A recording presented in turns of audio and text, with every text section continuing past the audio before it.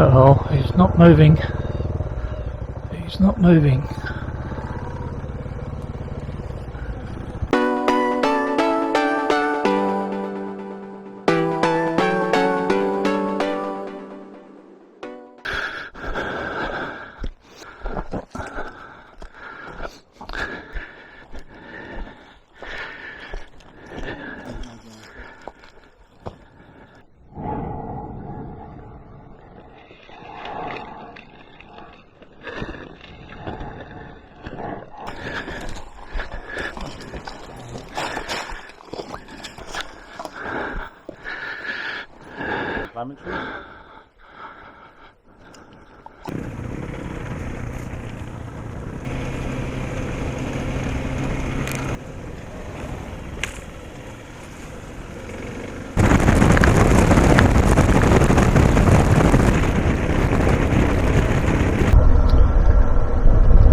We're just rolling into bailing up now. Just an update on Chris. He'll live.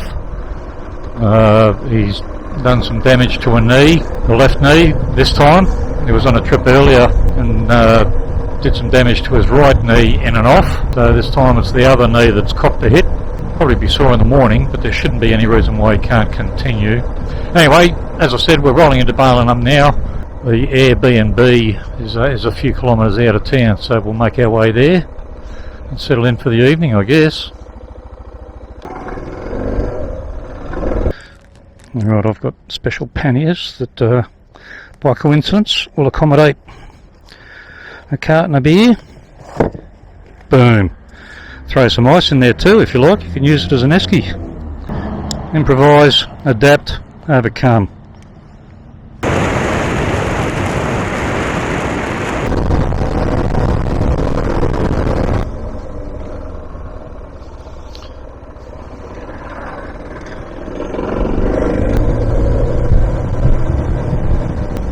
Alright, the Airbnbs are just down there. It's not really what I expected in an old town like Bailing Up, but at least I'm not sleeping in a tent out in the bush. I've got access to showers and there's a kitchen and all the stuff you would expect, so it'll make the stay a little bit more enjoyable.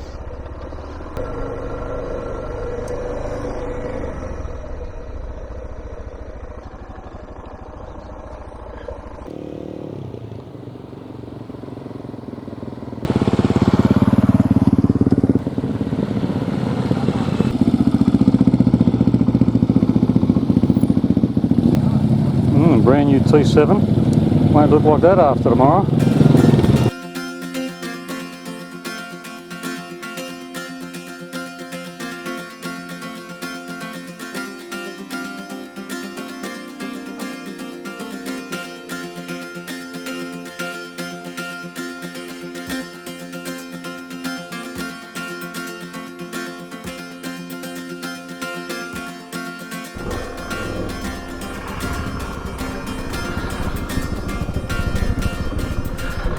Right, morning of day 2. Chris has woken up a bit stiff and sore from yesterday's off. Not only his knee, but also a few bruised ribs. But he'll live, I'm sure. From here, we're just going into Bailing Up for breakfast, and then I guess as Chris will be leading again today, and we'll just follow the bloke in front, I guess. We're in an area called the Blackwood Valley. Lots of pine plantations. Pine is not natural to Australia, obviously introduced. So lots of pine plantations. But yeah, Chris has mapped out a route.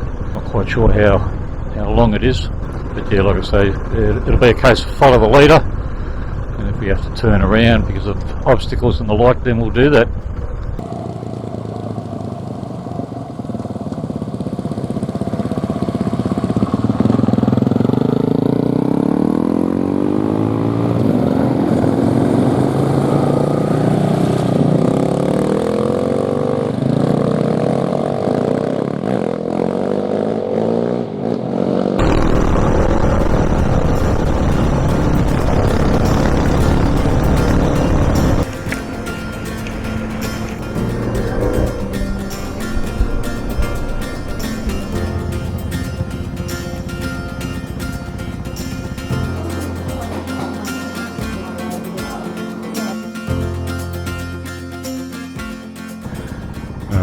So it begins for day 2. It's a total fire ban in the whole of southwest WA because of the temperatures. Total fire bans aren't unusual. Here in Australia, what it means is no naked fires, no barbecues, campfires, no hot work, that is grinding, anything else, even at home, nothing that could cause a spark. It also has an impact on some outdoor activities. We're okay as long as we stick to formed tracks. We can't go bush as in, right through virgin bushland for the risk of starting a fire from hot exhaust and the like. So it won't impact on us today, providing we stick to formed tracks. Of course, if we get lost, it could be another story. We'll see how we go. We've been joined by another rider, Jim, who met us last night in Barlingup. He's riding a T7, which he's only had for 24 hours. It's not a new bike, but it's a new bike to him. It'll be interesting to see what that bike looks like at the end of today.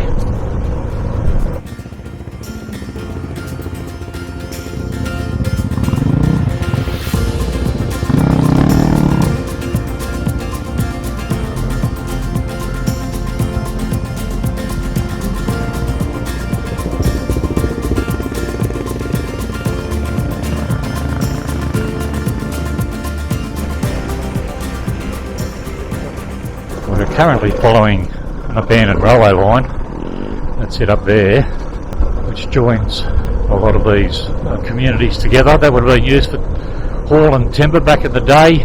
Most are abandoned and can't be used currently. So yeah, a lot of today could be following the abandoned railway line along a track similar to what we're on at the moment.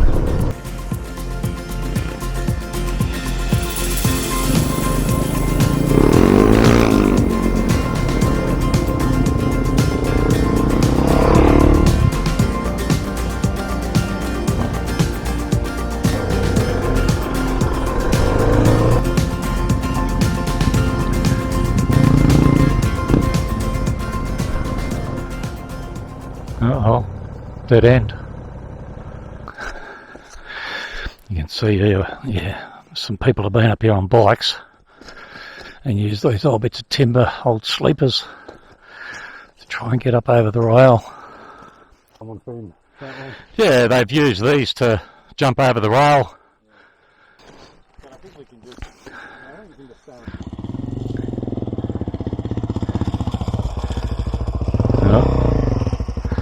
Chris made it look easy. Yeah. Jamie also made it look easy.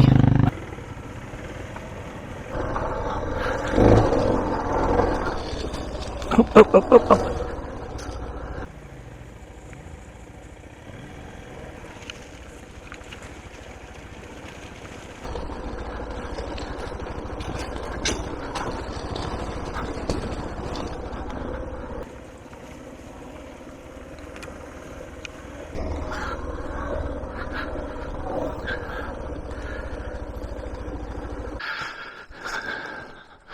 Uh-oh, man down. Well, that's going to leave some gravel rash.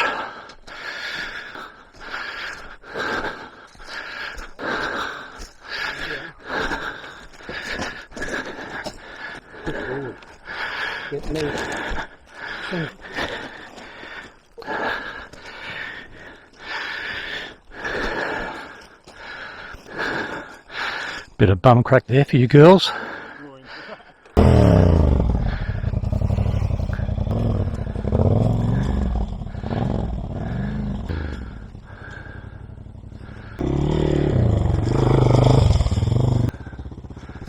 Just another day at the office for him.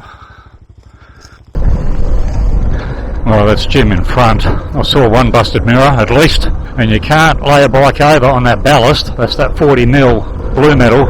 You can't lay it over on that stuff without expecting some rash and some scratches. So yeah, he'd be feeling pretty low by now.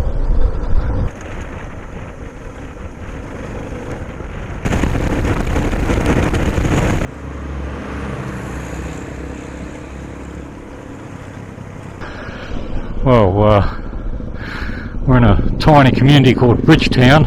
A few minutes ago we were 5, now we're down to 3. One bloke has gone off to meet up with a mate who lives nearby. He may rejoin us later on. The other bloke has decided to go back to camp. It's pretty horrible conditions here with the heat and all, and yeah, he's sort of peaked and he's decided to take the safe option and go back. The rest of us will continue on. So yeah, from here we go to another small town called Manjimup. We'll be taking all the back roads, of course.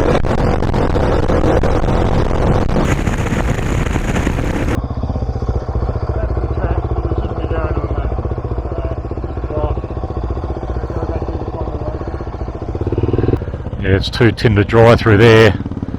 Asking for trouble with a total fire ban. So we'll take the sensible option. The last thing you want to do is become a headline.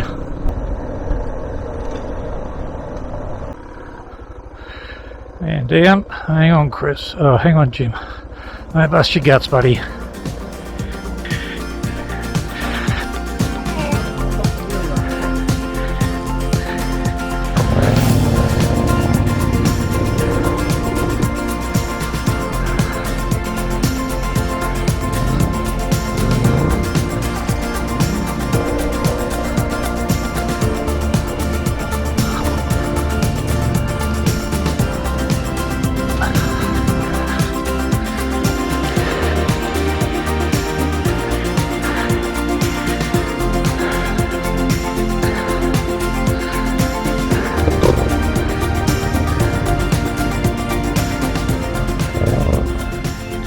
We've turned around. Chris was struggling in the sand with his ribs and he wasn't quite sure how far it went, so we're just going to turn around, go back to the main road I think, and follow that into Manjimup.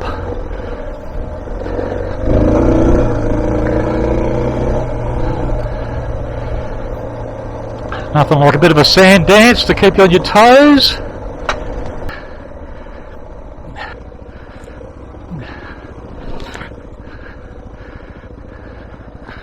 Uh-oh, he's still up. Yep, he's still up. He's just paddling through.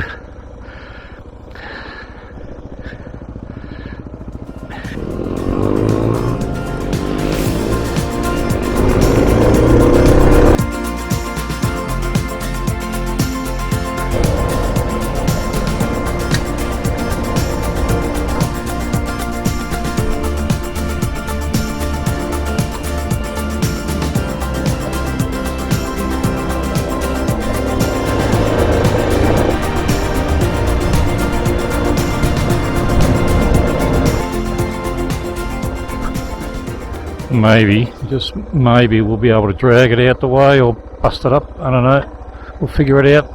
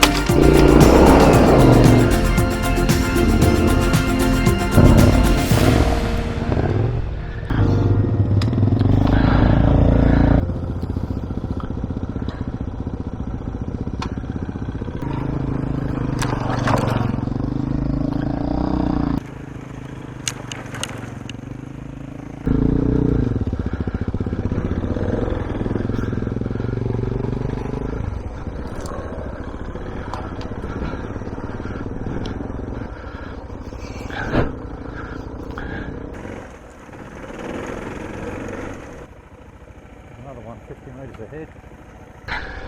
50 metres up the road,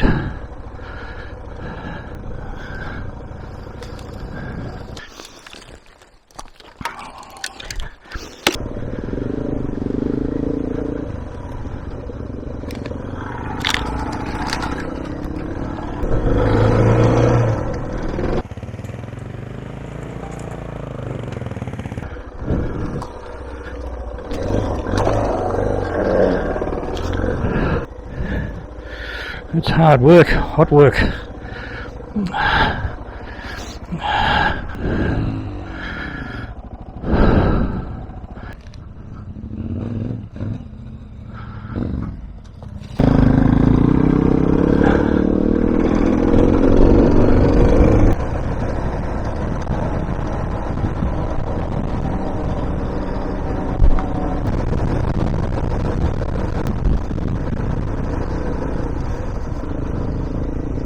Oh, we're here. Time to get rid of some layers, start hydrating, maybe have a cold shower, because that's been hot, thirsty work today.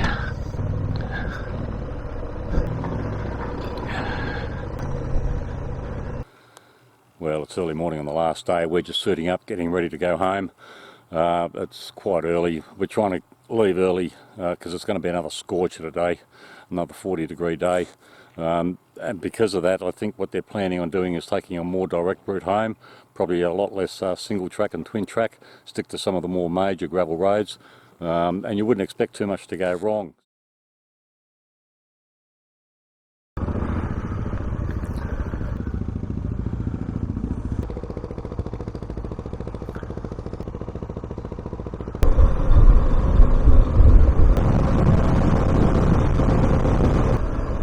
Rolling into bailing up. We'll be transiting straight through to Collie, I think, and having breakfast there. It's still very early, just after 6 a.m.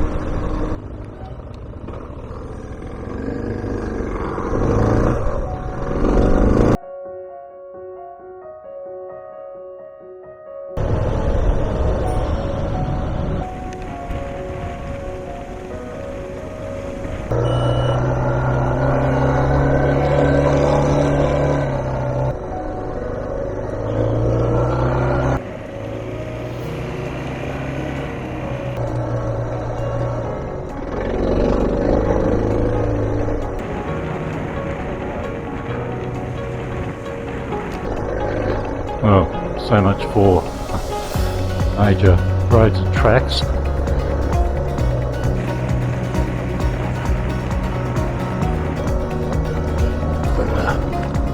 Whatever you do, Chris, don't slow down or stop, buddy. No,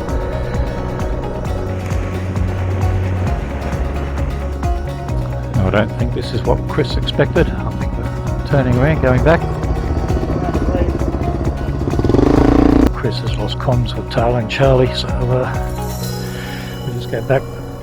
The soft stuff might have created a bit of drama for the T7, I think.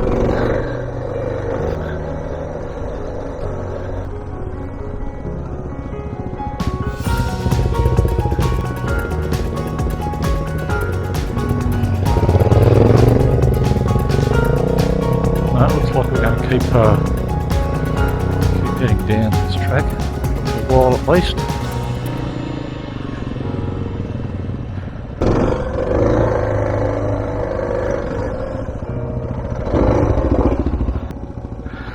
Well, we've come to a junction. Going to take a bit for him to orientate himself, I think. He's just having a chat to Ross, Taylor and Charlie. We'll know within a couple of 100 metres whether we've taken a wrong direction. The GPS will tell you that pretty quickly. Well, now we're on a single track. On no track.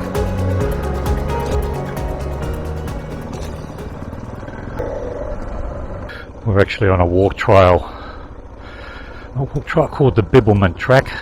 It goes from Perth all the way through to Albany over the course of about 1,000 kilometres. So if this is the Bibbulmun Track, effectively we shouldn't really be on here, not with motorbikes, but my guess is Chris has just identified a track on the map, and I guess he's not to know whether it's a walker's track or not. We're coming to a road now, so that'll be our opportunity to exit.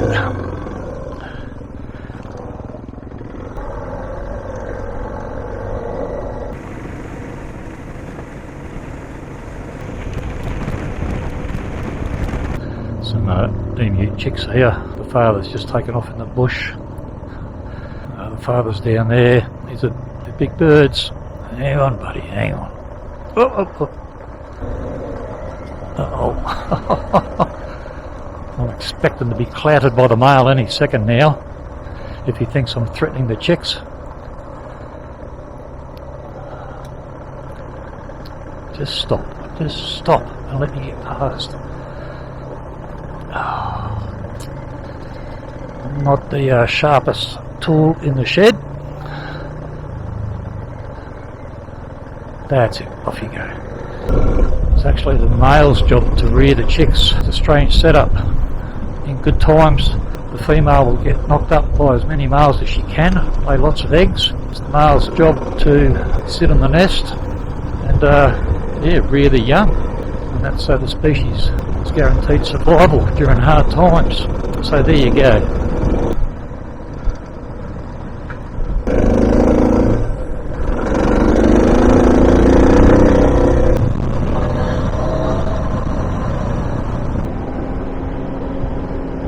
Alright, we're just entering the outskirts of Perth.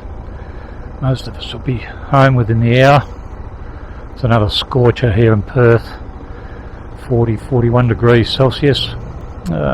Pretty unpleasant conditions to be wearing several layers for protection. Anyway, look, if this is the final run home, you know what that means. See you on the other side.